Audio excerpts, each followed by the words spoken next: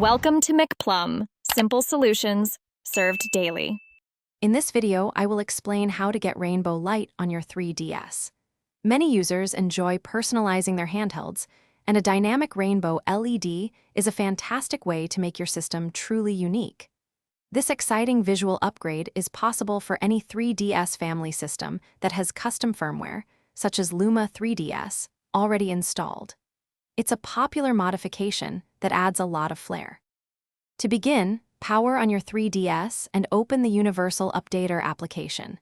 This handy tool acts like an app store for custom firmware. Once inside, use the search function to find an LED customization program. Popular choices include MCU Bricker or CTR RGB Patty, which are specifically designed for this purpose. Download the chosen application to your system. After downloading, navigate to your CIA Manager, typically FBI, and install the LED application. It's a quick process, usually taking less than 1 minute. Next, reboot your system while holding the Select button to enter the Luma 3DS configuration menu. Confirm that Enable Game Patching is checked.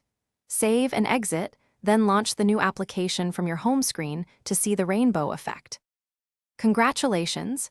Your 3DS notification LED should now display a beautiful, cycling rainbow.